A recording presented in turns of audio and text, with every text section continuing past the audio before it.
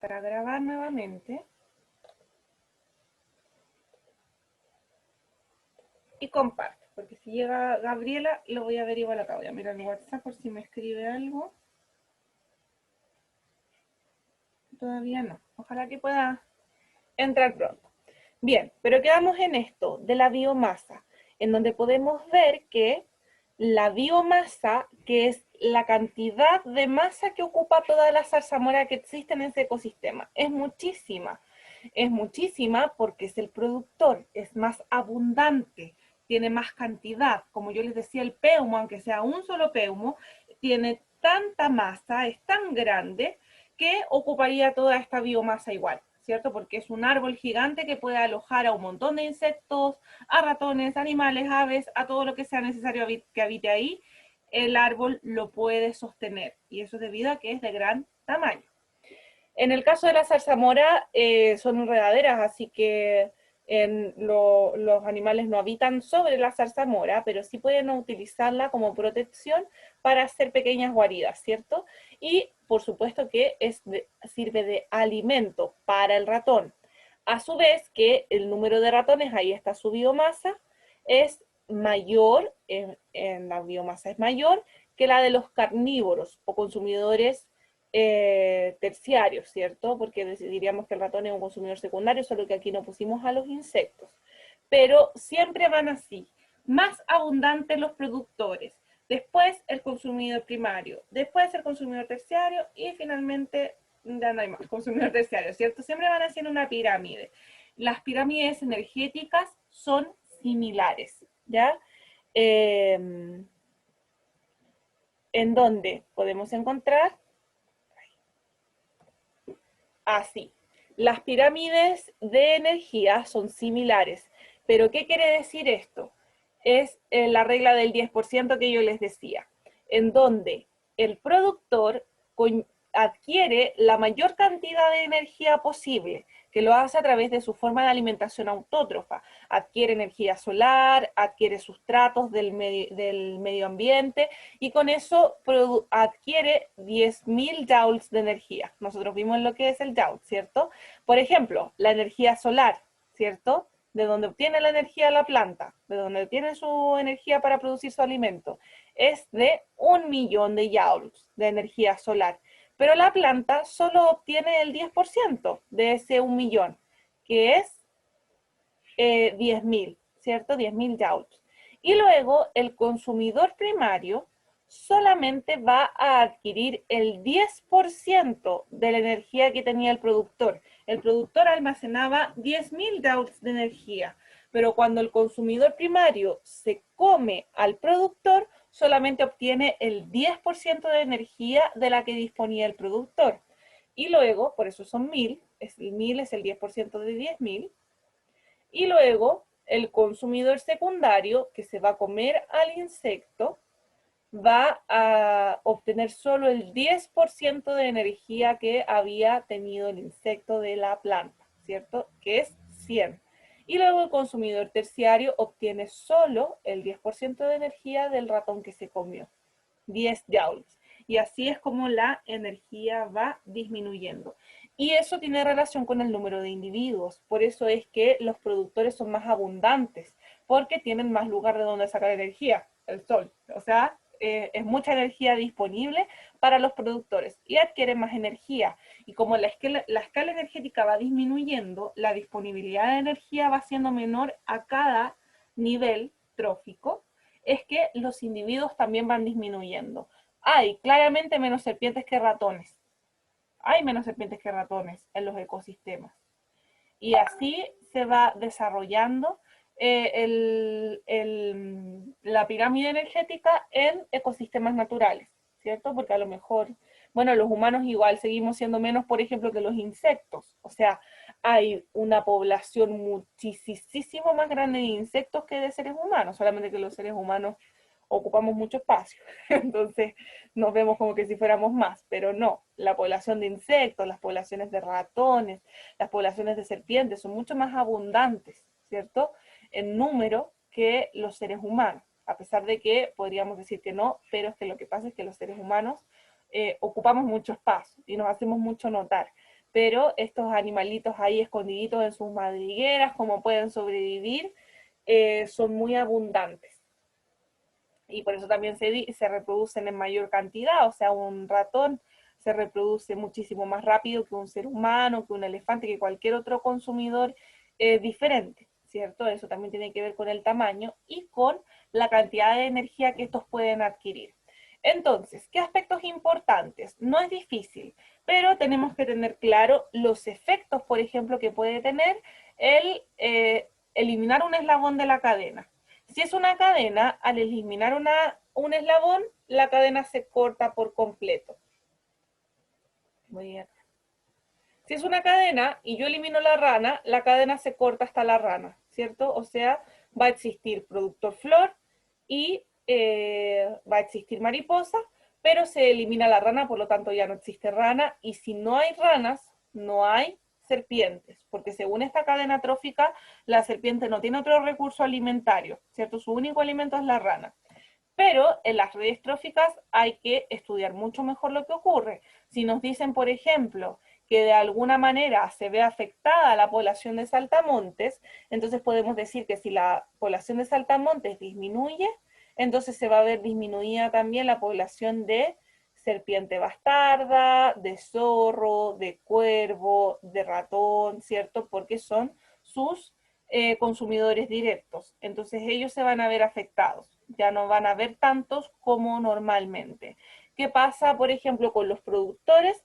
A lo mejor estos van a tener una exacerbación, van a crecer en mayor número. ¿Por qué? Porque ya no hay saltamontes que se los coman, ¿cierto? Entonces puede ser que los productores crezcan más, pero sus consumidores directos como el cuervo, la serpiente, disminuían también en número, porque ellos no comen plantas, sino que se comían al saltamontes. Entonces el saltamontes ya no está. Entonces, a pesar de que, por ejemplo, el cuervo come caracoles, bueno, pero ya no va a tener saltamontes, entonces tiene la mitad de lo que tenía disponible antes, solo caracoles. Entonces también su población va a disminuir, porque ya no tienen la misma disponibilidad de alimento que antes. Y ese son el tipo de cosas que se deben analizar, porque es muy común que salga así un análisis con respuesta de desarrollo para ustedes, ¿ya? Esos son aspectos importantes. ¿Qué otros aspectos importantes? La alimentación autótrofa y heterótrofa. Autótrofos, los que producen su propio alimento. Heterótrofos, los que se comen a otros seres vivos, ¿cierto? Y finalmente, la pirámide energética, ¿cierto? La base de la pirámide tiene más energía y esto se basa en una regla del 10%. El productor obtiene el 10% de la energía suministrada por el sol. Si el sol suministra 1.000.000 de joules de energía solar, entonces el productor va a obtener solo el 10%, que son 10.000. Y luego el consumidor primario va a obtener solamente el 10%. Cuando se coma la flor, va a tener solamente el 10% de la energía que podría haber obtenido, 1.000. Y luego el consumidor secundario, el 10% de esos 1.000, 100. Y luego el consumidor terciario, el 10% de esos 100, o sea, 10. Y así sucesivamente hay una disminución en la transferencia de energía. Eso tiene que ver con el costo energético que sale comerse al individuo, cazarlo, comerlo, lo que tengamos que hacer para alimentarnos de él, y que nuestros procesos digestivos no son en 100%, o sea, durante nuestro mismo proceso digestivo hay gastos energéticos asociados y que tampoco podemos consumir al organismo por completo, solamente podemos consumir una parte. Entonces de todo eso depende, pero la cosa es que la energía va así, ¿cierto? En descenso. Y que ocurre igual con las pirámides de biomasa, en donde los productores siempre son más abundantes, hay mayor número y después van disminuyendo en número con el tiempo, porque están directamente relacionados con la energía que adquieren. ¿Ya? Esos son los aspectos más importantes a considerar. Acá solamente les muestro el flujo de la energía en los ecosistemas, en donde siempre la flechita roja representa la energía calórica que se disipa en el ambiente. Entonces, hay energía solar, que es luz y calor, que llega a la Tierra. Esta es absorbida por el consumidor primario, ¿cierto? De tal manera que obtiene su energía y sirve de alimento a las plantas verdes, que es productor, para los organismos fitófagos herbívoros, ¿cierto? Fito significa planta, fago, comer, o sea, los que comen plantas, herbívoros, ¿cierto? Que es un consumidor primario. Esto ya acá, inclusive en este le dicen organismos autótrofos, productores, ¿cierto? Organismos heterótrofos, consumidores primarios y secundarios. Y en cada proceso energético en donde la energía fluye, hay una disipación de energía involucrada. Y eso también hace que se obtenga solamente el 10% de la energía que yo podría haber obtenido. O sea, hay una parte de la energía del organismo que se disipa hacia el ambiente, hacia el aire, queda en el ambiente. Y esa flechita roja lo representa. O sea, cuando el conejo se come la planta, hay un porcentaje de esa energía no menor que se libera al ambiente y el resto se la queda el conejo. Cuando el zorro se come al conejo, hay un porcentaje de energía no menor que se disipa en el ambiente y la flechita negra, que es la otra, se la queda el zorro. Y así sucesivamente puede haber incluso otro animal más grande, un lobo puede pelearse con el zorro, es difícil, pero puede haber inclusive un animal más grande que se coma al zorro, ¿cierto? Eso queda para pensar. Y si se fijan, todos, cuando mueren, si quedan restos orgánicos en la superficie, se van a los descomponedores. Vemos que los productores bajan a los descomponedores. El consumidor primario baja a los descomponedores y el consumidor secundario baja a los descomponedores. O sea, todos vamos a tener el mismo destino final, ¿cierto? Que es descomponernos para producir materia prima nuevamente que va a servir de sustrato para las plantas, para los organismos autótrofos. Y parte de esta descomposición, en vez de servir como sustrato para las plantas, puede desprenderse y producir combustibles fósiles. Los combustibles fósiles son el petróleo. El petróleo se ha producido por la descomposición de materia orgánica por miles de millones de años. Esa materia orgánica no quedó en la superficie, sino que quedó enterrada en ausencia de oxígeno.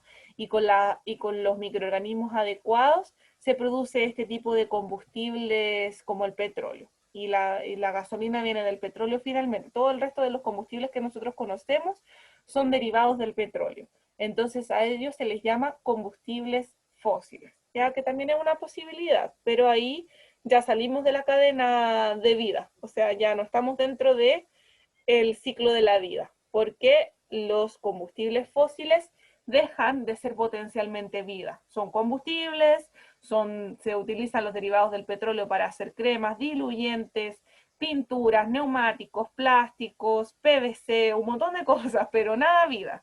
O sea, los combustibles fósiles ya no sirven. De hecho, sabemos que le hacen muy mal a la vida cuando hay derrames de petróleo en el mar. Entonces ahí, por eso se sale del cuadro. Me voy para otro lado. ¿Son buenos? Sí, son buenos, pero podemos evidenciar que hay otro tipo de fuentes de energía mucho más sanas para el ecosistema y renovables que no se acaban, porque el petróleo un día se va a acabar. Esto es como dato extra, la razón por la que todavía no se potencian, porque ya tenemos suficiente conocimiento y tecnología para aprovechar la energía eólica, la energía solar y todos estos tipos de energías renovables. La razón por la que por ejemplo, producir electricidad y que todos los autos sean eléctricos y no depender de las gasolinas y el petróleo. Pero la razón por la que aún se utiliza el petróleo es porque todavía es rentable, porque todavía produce dinero. Y las automotoras, los dueños de las automotoras, los dueños de todo eso, no van a cesar de explotar este recurso hasta que se acabe. Pero en vistas de que ya posiblemente se acabe, ya tienen un plan B. Cuando se acabe, bueno, ahí vamos a lanzar con todos los autos eléctricos y van a ser súper eficientes y va a ser lo mejor que existe en el mundo, pero antes de eso no. Ya tenemos la tecnología para que haya autos eléctricos, para que hayan fuentes de energía renovables, que no dependamos del petróleo, pero todavía dependemos del petróleo porque aún es rentable. El petróleo prácticamente maneja la economía mundial, ¿cierto? Es uno de los factores importantes para la economía del mundo. Entonces, por eso es que todavía estamos estancados, por cosas de dinero. Y hay otras cosas que se salen del ecosistema, por ejemplo, la caza. Ya no es parte de lo que ocurriría normalmente en el flujo de materia y energía, ¿cierto? Las migraciones, el hecho de que el zorro se pueda ir de este ecosistema y viajar a otro. Las talas recolectivas o incendios también pueden destruir ecosistemas, ¿cierto? Y eso ya nos saca de la cadena, ¿cierto? Por eso están como por fuera de esto, este ciclo que yo les armo con respecto a al flujo de materia y energía. No hay actividad hoy, pero en la guía que les voy a mandar, que ya lo decidí, va a ser una guía estilo prueba de unas 30 preguntas, voy a agregarlas, ya, pero esto es sencillito. Para finalizar hoy día, voy a hacer un pequeño repaso de lo que era Darwin, ¿ya? Pero de su teoría solamente para que todos lo tengamos claro. Voy a partir con Lamarck y luego Darwin. Y con eso terminamos hoy. Porque ni Angélica ni Katrina habían podido estar y Gabriela no le viene nada de mal, ¿cierto? Porque este es un contenido importante para la prueba. El lamarquismo habla de los, ¿cómo se llama? De los órganos o caracteres adquiridos, ¿cierto? El lamarquismo es la teoría evolutiva de los caracteres adquiridos, así se llama. Según Lamarck, esto era como mágico, era como un proceso mágico. ¿Por qué era mágico? Porque decía que se producía la evolución debido al deseo interno que genera el cambio para adaptarse al ambiente. O sea que yo deseaba tener las piernas más largas para, no sé, para correr más rápido, para subirme, para poder escalar mejor, no sé, por las ventajas que tienen las personas que son más altas, que corren más rápido, todas esas ventajas, ¿cierto? Tienen muchas ventajas a nivel físico. Si nosotros comparamos en las carreras, los maratonistas y todo eso, es muy probable que el que es más alto sea el mejor. Entonces yo tal vez quería piernas larguísimas para poder correr más rápido. Solamente por el deseo interno del organismo, mágicamente las piernas crecían. Por la necesidad, por el uso constante, por el deseo de mejorar, las piernas crecían. Por ejemplo, a eso le daba, o con eso ejemplificaba Lamarck las jirafas. El hecho de que las jirafas probablemente eran un animal muy similar a las cebras en África, pero que tenían el deseo y usaban y se esforzaban por alcanzar más alto las ramas de los árboles para alimentarse, porque como todos comían de la parte baja de la copita del árbol, ¿cierto? Se acababa pronto el alimento, pero la jirafa que lograba estirar su cuello y llegar más arriba era la jirafa que tenía mejor adaptación. Entonces él decía que por ese uso constante de estirar el cuello, de alargarse, de estirarse, era que el cuello de la jirafa crecía y eso era debido a un deseo interno de la jirafa de llegar más alto y en consecuencia el cuello crecía, ¿cierto? Por lo tanto, el impulso interno conduce a la perfección de las especies y por supuesto el uso y desuso de los órganos. La herencia de los caracteres adquiridos también era fundamental y eso sabemos que no existe. No existe lo que Lamarck llamaba herencia de caracteres adquiridos, porque aunque una jirafa alargara su cuello y le creciera su cuello, era imposible que eso fuera adquirido por la descendencia. O sea, cualquier característica que adquiriera el animal durante su vida no era heredada a la descendencia. Entonces, de esa manera es que se descarta el lamarquismo. Pero lo fundamental de las ideas de Lamarck fueron que pudieron acercar por primera vez al concepto de evolución. O sea, Lamarck fue el primero en hablar de evolución. Antes de Lamarck, todos pensaban que nosotros habíamos llegado a la Tierra tal y como somos hoy, que todas las especies eran inmutables, que no cambiaban y todo eso. Y Lamarck dijo, no, si pueden evolucionar. Y hay pruebas de eso, pero esas las encontró Darwin, ¿cierto? Y ahí preguntábamos, ¿qué caracteres adquiridos conocemos? Porque los caracteres adquiridos sí existen.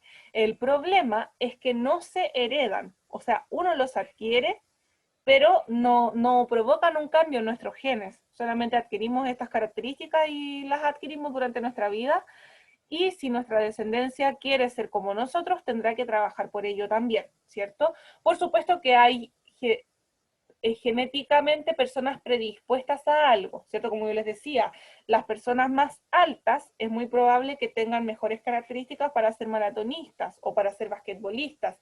Eso sí es una predisposición genética, pero no todas las personas altas son basquetbolistas. ¿Por qué? Porque el deporte, la musculatura, todas las habilidades que se aprenden en un deporte son caracteres adquiridos. Aprender a chutear una pelota, aprender a botear un balón de básquetbol. Todo eso es carácter adquirido. Si yo no lo practico, si yo no lo ejerzo durante mi vida, yo no voy a nacer sabiendo esas cosas, ¿cierto? El bebé no nace maratonista, ni corredor, ¿cierto?, de 100 metros planos, sino que debe entrenar para eso. Por supuesto, hay genéticas eh, más beneficiadas para ciertas características, ¿cierto? Eso tiene que ver con los genes propiamente tal. Pero si la persona, por mucho que su genética le diga que va a ser un buen deportista, si la persona no practica, no entrena, no desarrolla su musculatura, va a ser un flaquito como cualquier otro, ¿cierto? Por mucha predisposición genética, por mucho que tenga, no va a funcionar si no es capaz de adquirir los caracteres, no va a adquirir la musculatura por inercia, tiene que trabajar para lograrlo. Por eso la musculatura es un carácter adquirido. Al igual que tocar un instrumento, al igual que el habla, que nosotros podamos hablar, pareciera que es genético. Genéticamente tenemos la forma de la boca, tenemos muchas características que nos permiten el habla, pero hablar el idioma y todo lo que, por la forma en la que nosotros nos comunicamos, es un carácter adquirido.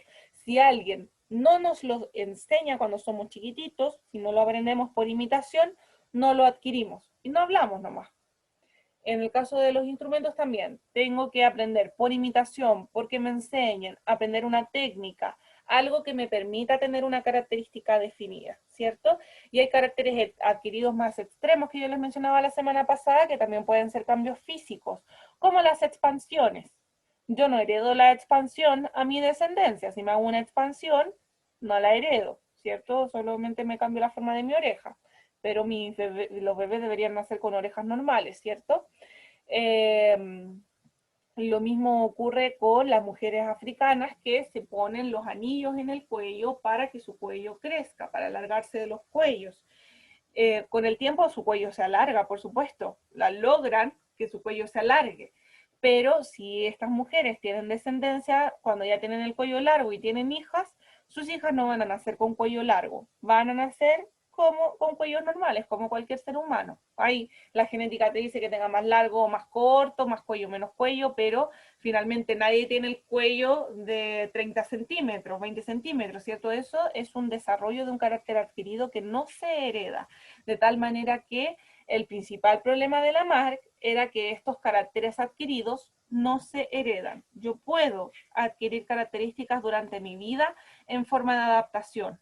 Puedo adquirir musculatura si lo necesito, puedo correr rápido si lo necesito, puedo aprender a hablar, a leer, a tocar un instrumento, pero nada de eso se lo voy a heredar a mi hijo. Mi hijo va a tener que aprender todo de nuevo igual que yo lo aprendí, ¿cierto? Y por eso el carácter adquirido no se hereda. Darwin luego habló de evolución. Entre muchas otras teorías evolutivas que se pudieron haber planteado, Darwin planteó la más acertada de todas, y eso lo hizo a través de su viaje en el Beagle. El Beagle era el barco que él tomó para hacer un viaje por los distintos continentes conocidos hasta la época. Estuvo aquí en Latinoamérica, estuvo en Chile y descubrió una especie muy especial de ranita que se llama ranita de Darwin, que existe solamente en el sur de Chile y que está en peligro de extinción. La ranita de Darwin es un tesoro nacional y Darwin estuvo aquí en Latinoamérica, en el sur de Chile, y vio a esa ranita y la describió. Y por eso se le llama ranita de Darwin. Es una ranita muy especial y muy difícil de ver porque se ve casi igual que una hoja en el piso. Así que es una ranita muy especial. Darwin observó varias cosas en su viaje. Darwin observó que habían organismos, fósiles de organismos antiguos que se parecían, se asemejaban bastante a algunos que existen en la actualidad, ¿ya? O sea, observó fósiles y a través de los fósiles dijo, bueno, pero esto no es igual a un armadillo, es mucho más grande que un armadillo, por ejemplo, pero es súper similar. O sea que probablemente este organismo haya originado a los armadillos que yo conozco hoy. De tal manera que su conclusión fue, todos tenemos un origen común. Todas las especies tenemos un origen común y hemos ido evolucionando para adaptarnos al medio ambiente. También observó que habían especies muy particulares en algunas zonas del mundo y que solo existían en esas zonas del planeta. Entonces concluyó que las especies se desarrollan dependiendo del medio en el que están y un mayor aislamiento genera una división mayor de las especies. O sea, mientras más aislado y más extremo sea el clima que existe en ese ambiente, más diferencias va a tener esta especie de las demás, porque el hipopótamo es un organismo muy diferente a cualquier otro animal que nosotros podamos comparar. Entonces eso le llamó mucho la atención a Darwin y dijo, bueno, seguramente este animal se separó en la cadena evolutiva muy tempranamente y se desarrolló de una forma muy particular. Y eso depende del ambiente, ¿cierto? Y otra prueba de que los animales se desarrollaban dependiendo del ambiente natural en el que se encuentran, de su ecosistema, fue el viaje que él hizo por las islas, porque él podía ver que habían pinzones insectívoros, todos son pinzones, pero este pinzón insectívoro tenía un estilo de pico particular y que cada animal iba desarrollando un pico determinado dependiendo del tipo de alimentación que tenía. La alimentación dependía de dónde vivían, porque vivían en distintas islas, entonces habían islas en donde eran muy abundantes los insectos, entonces era insectívoro. En otro habían insectos, pero también habían unas poquitas plantas que eran del gusto del pinzón, de tal manera que desarrolló un pico que podía consumir mixto. En cambio, este es solamente un piquito que le permite cazar insectos. Este tal vez no llega a todos los lugares porque caza insectos, pero un poquito más grande, lo que le permite consumir frutos con semillas de las plantas, ¿cierto? Y así sucesivamente, cuando ya necesitábamos comer muchas plantas, comer más semillas, ¿cierto? El pico es mucho mayor.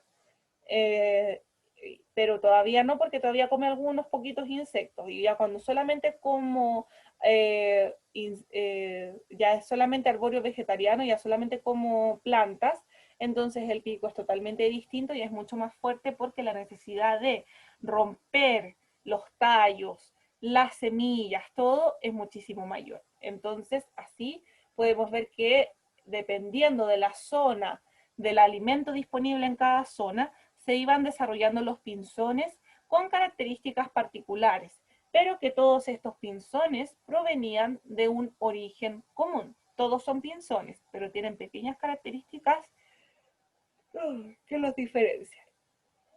Me disculpo nuevamente.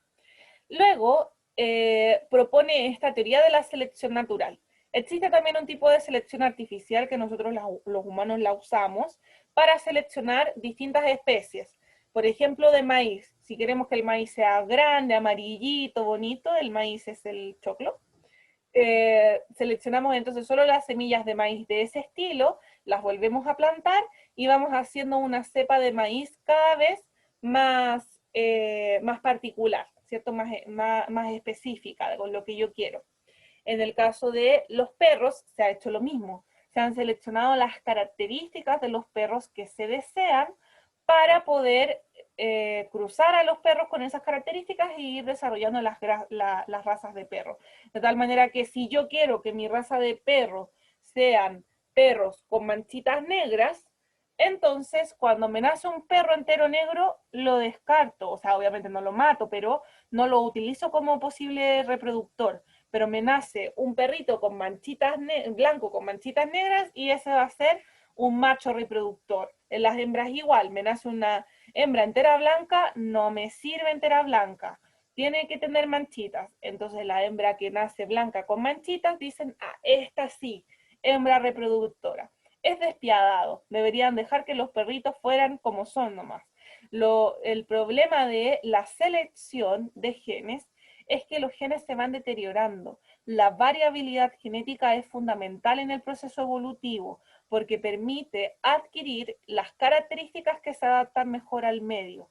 Si yo voy mezclando los mismos genes de perritos primos, hermanos, todo el tiempo, lo que voy a obtener como raza es cada vez una degeneración, un deterioro de los genes.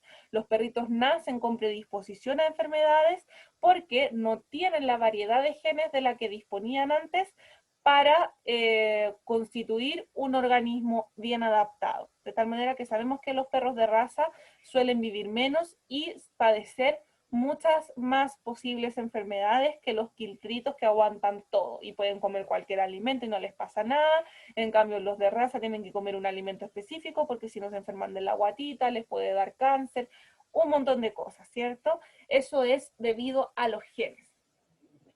¿Cómo es que la naturaleza lo hace? Nosotros seleccionamos lo que nos gusta y eso lo reproducimos y vamos perdurando las características que queremos, ¿cierto? Eso es la selección artificial, es consensuada. Quiero perritos con manchitas blancas, entonces me nace un perro blanco, chao, no lo quiero, quiero solamente los manchitas blancas, con manchitas negras, perdón, para seguirlos reproduciendo y que me sigan naciendo perritos dálmatas, ¿cierto? Porque si lo cruzo con un perro negro, lo más probable es que me nazcan perros negros y no me sirven, ¿cierto? Hablando de los perritos como es el negocio. Lo mismo pasa con el maíz. No me sirve el maíz chiquitito y blanco, pálido, no me sirve, tiene que ser amarillito, grande, que sea bonito a la vista, para así venderlo mejor. Porque mientras más grande, más jugosito, más carne tenga el maíz, mejor va a ser mi producción y mi venta, ¿cierto? Eso es selección artificial. Yo, ser humano, selecciono las características que me interesan y esas las hago perdurar. Hago que los organismos se reproduzcan para producir más organismos de la misma característica y así. Algo similar ocurre en la selección natural, pero la selección la hace la naturaleza. El medio natural donde viven, donde habitan los seres vivos, como las mariposas, hace la selección de cuál es la característica mejor adaptada para sobrevivir. O sea, acá es mucho más crudo. No quiero una característica bonita ni nada de eso. Yo quiero una característica que le permita a la especie sobrevivir porque no le interesa si se ve bonito o feo, le interesa sobrevivir. De tal manera que podemos ver una primera generación de mariposas. Estas mariposas vivieron juntitas un tiempo. Podemos ver que hay mayoría de mariposas cafés y unas poquitas mariposas blancas. Supongamos que las mariposas cafés se pueden camuflar muy bien en los troncos de los árboles, entre medio del pastito, entre las hojas secas, entre medio del pastito son más oscuras, entonces quedan mejor escondidas en la tierra. Entonces las mariposas se pueden camuflar mucho mejor, las cafés, que las blancas. Las blancas no se pueden camuflar muy bien. En los troncos de los árboles se ven al tiro. Si se posan en una hoja, se ven al tiro. Si se posan en el pasto, en el piso, se ven, porque son blancas. Entonces, los depredadores suelen cazar más mariposas blancas que cafés. O sea, va a ir el pajarito que come mariposas y ¡pum! Va a pescar mariposa blanca porque la pudo observar mejor. A la café le cuesta más verla porque es café, entonces se camufla mejor. De esa manera, las mariposas blancas mueren y no alcanzan a dejar descendencia, de tal manera que esa característica genética blanca que tienen no la alcanzan a heredar a la siguiente generación, no mucho, poquito. ¿Por qué? Porque se las comieron, entonces no se alcanzaron a reproducir. Es súper importante para mantener una característica de la especie que se puedan reproducir. Ya la capacidad reproductiva del organismo es súper importante. Entonces, si estas mariposas blancas fueron comidas a temprana edad, cuando todavía eran jovencitas, salieron del capullo y ¡pum! Se las comieron porque eran blancas. No se alcanzaron a reproducir. En cambio, las que tuvieron un mejor camuflaje, como son las cafés, sí se pudieron reproducir. En la siguiente generación de mariposas, estas ya murieron, son abuelos, ¿cierto? Son las madres y padres de estas, pero son las abuelas de estas, en la siguiente generación de mariposas vamos a ver que han disminuido aún más la cantidad de mariposas blancas, van disminuyendo con el paso de las generaciones. Entonces se va perdiendo la característica blanca porque las mariposas blancas todas se las comían y las cafés sobrevivían y se podían reproducir. Entonces poco a poco vamos viendo cómo hacia la tercera generación solo quedan mariposas cafés. Se ha eliminado una característica, de tal manera que adiós, mariposas blancas, la especie se queda solo con mariposas cafés. Eso es selección natural. Puede ocurrir también con el tamaño de los peces. Por ejemplo, el tamaño de los tiburones. A lo mejor habían tiburones más chiquititos, pero los tiburones grandes eran mejores cazadores, eran más rápidos, lo que sea. Entonces, los tiburones de mayor tamaño o de tamaño apropiado sobrevivieron. Otros peces a lo mejor se pueden esconder mucho mejor si son chiquititos.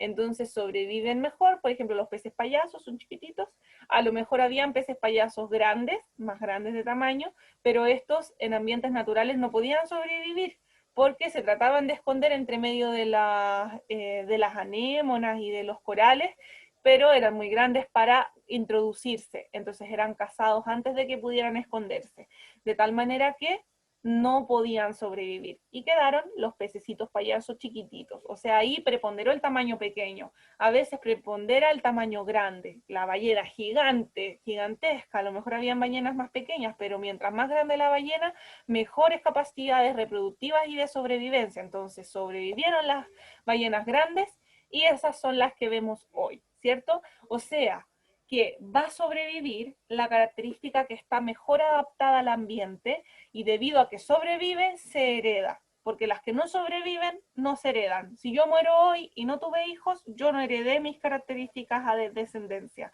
Entonces mis genes se acaban en mí, ¿cierto? Si es que no tengo hermanos, porque a lo mejor mis hermanos lo heredan.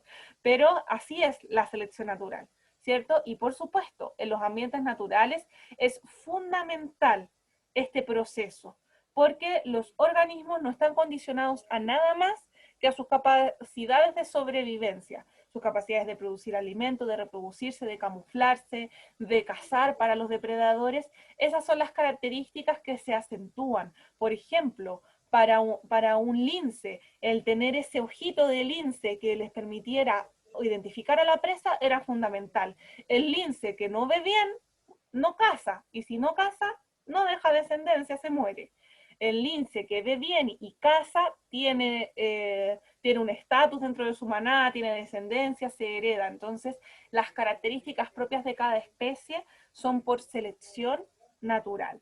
¿Ya? Eso es súper importante y que la selección natural depende muchísimo de la reproducción, de la capacidad reproductiva del organismo. ¿Ya? Entonces, ahí ustedes tienen que ver esa capacidad reproductiva que tienen, porque la reproducción de generación en generación hace que ocurran los cambios, son cambios lentos, ¿ya? Nos queda menos de un minutito ya para que se nos acabe el Zoom. Hoy día no, estuvo poco bondadoso el Zoom conmigo, la semana pasada duró 1 hora, hoy día ya duró 40 minutos con mucha suerte, así que ya nos estamos despidiendo.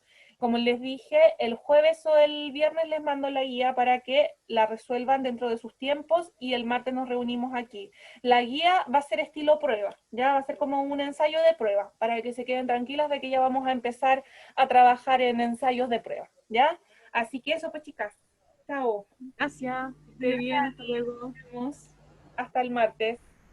Gracias. Gracias.